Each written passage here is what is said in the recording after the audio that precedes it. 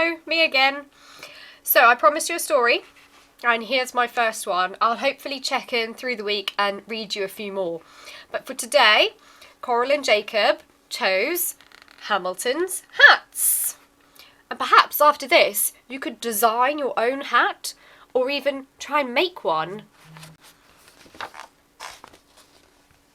Hamilton the pig was very fond of hats.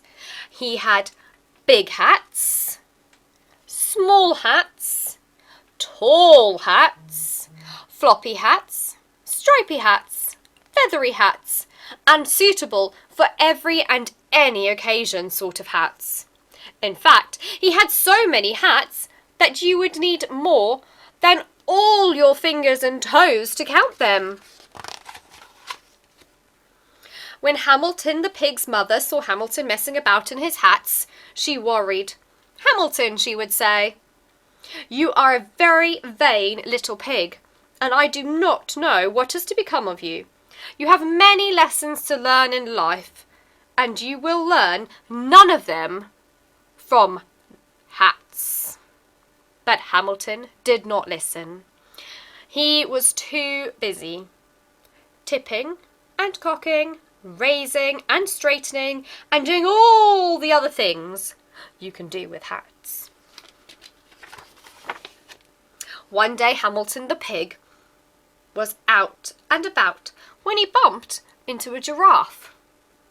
Hamilton was wearing a tall, teetering, high as a chimney sort of hat.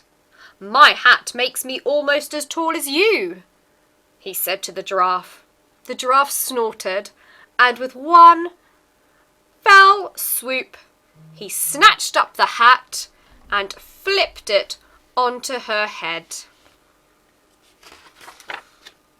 Indeed, a very fine hat," she said, ignoring the hot, cross piglet below. "I should like to keep it for myself. But if you are really determined to get your hat back, you must climb up my long neck to get it." Hamilton looked up at the giraffe's long, long legs and her long, long neck. It's not easy for little pigs to climb, but Hamilton did want his hat back, so he decided to do it. It was horrid. The giraffe kept wriggling her neck because she said Hamilton was so tickly. But Hamilton was determined, and so, at last, he got his hat. "Whee!" he cried as he slid down the back of the giraffe's neck and bumped onto the ground. "I am a very determined pig, and I have my hat." The next day, Hamilton the pig was out and about when he came across a crocodile. Hamilton was wearing a fierce, pointy, snap your tail off sort of hat. "My hat makes me almost as fierce as you," he said to the crocodile. The crocodile yawned, and with a quick slurpity slurp, snuffled the hat deep inside his mouth. Indeed, a very gobblesome hat. I should like to eat it for my dinner," drooled the crocodile, ignoring the raging pink piglet. "But if you are really brave enough to get your hat back, you must come inside my hungry jaws to get it." Hamilton looked at the crocodile's hungry, hungry jaws and his hungry, hungry smile. It's not easy for little pigs to jump inside a crocodile's mouth, but Hamilton did want his hat back, and so he decided to do it. It was terrifying. The crocodile kept licking his lips. He said Hamilton was so tasty. But Hamilton was brave, and so, at last, he got his hat. "Hooray!" he shouted as he leapt off the crocodile's tongue and ran off as fast as he could. "I'm a very determined and brave pig, and I have my hat." The next day, Hamilton the pig was out and about when he met a band of monkeys. Hamilton was wearing a round, bouncy, let's play catch sort of hat. "My hat makes me almost as playful as you," he said to the band of monkeys. The monkeys laughed, and with a quick flash of the tail, one monkey swiped the hat and threw it to his friend. Indeed. A very fun hat. We should play with it every day, cried the monkeys, ignoring the angry pig in the middle. But if you are patient, you can have it back when we're finished. Hamilton watched the monkeys throw his hat high, high into the air. It's not easy for pigs to be patient, but Hamilton did want his hat back, so he decided to do it. Poor Hamilton, it was so boring. The monkeys played for hours because they said it was such fun teasing Hamilton.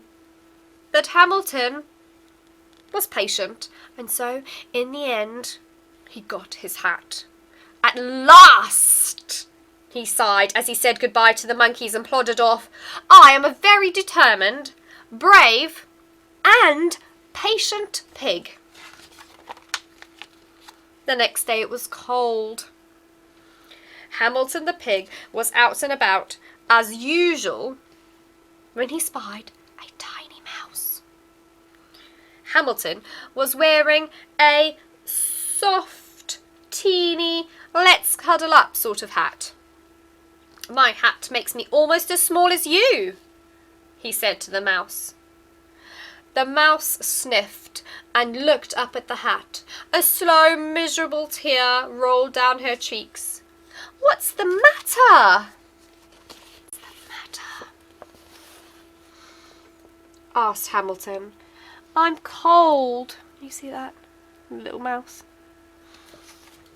I'm cold. And I have no house to live in. Your hat looks so cuddly and warm, it would be just the thing to curl up inside on a winter's night. You want to sleep in my hat? Squealed Hamilton, horrified. Oh no, said the tiny mouse. I could not possibly ask you to be so kind as to give me your hat.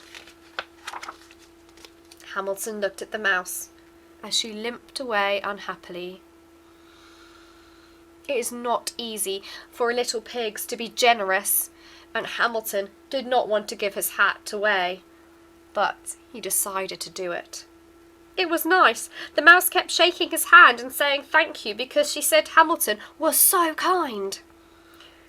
Ah, said Hamilton, I am a very determined, brave, patient, and kind pig.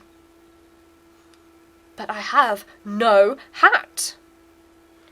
So happy, hungry, and hatless, Hamilton the pig arrived home and set to work on a new and very special hat. And that's it. I hope you enjoyed that. And if you do decide to make a hat, perhaps you could take a picture of it and email it to me.